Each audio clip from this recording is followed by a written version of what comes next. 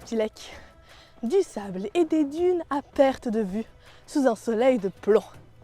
Bienvenue dans le désert, cette zone de la Terre où les pluies sont rares et peu abondantes, et où par conséquent, les conditions de vie sont hostiles pour les plantes, pour les animaux et pour nous, les humains. C'est au milieu de cet environnement hostile que je passe quelques jours, et c'est aussi l'endroit idéal pour vous parler de ma dernière lecture, Rebelle du désert d'Alwyn Hamilton. Ce roman est un véritable coup de cœur.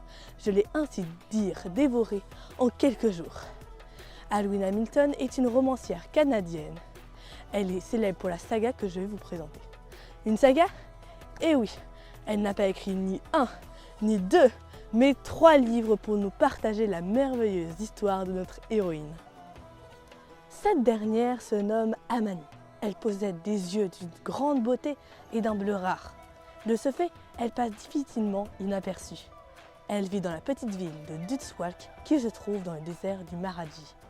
Orpheline, elle a été recueillie par sa tante et son oncle qui ne la supportent absolument pas. Elle n'a que 16 ans et elle rêve de fuir son village et de découvrir le monde. D'ailleurs, si elle reste, elle sera même forcée de se marier. Pour échapper à cette vie, elle n'a qu'une solution, se rendre à la capitale et rejoindre sa tante, dont elle n'a jamais vu le visage. Pour cela, il lui faut récolter suffisamment d'argent pour prendre le train jusqu'à la capitale.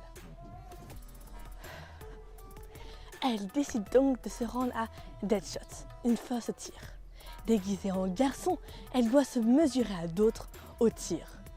Heureusement, Amani est une tireuse hors pair.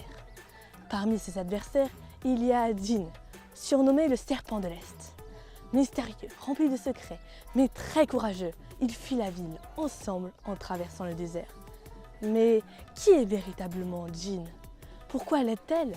Va-t-elle réellement rejoindre la capitale? J'ai adoré ce roman. On y retrouve des personnages attachants, la découverte du désert et de ses coutumes, des créatures surnaturelles avec l'invention d'un univers et d'une mythologie fantastique. Djinns, ghouls et autres créatures seront dans la partie dans ce roman où il n'y a pas de temps mort. Vous ne vous ennuyez jamais. C'est vraiment addictif. Et c'est en toute logique que je vais me plonger très vite dans le roman 2 des aventures de Jean et Amani. Bye bye les petits lecs!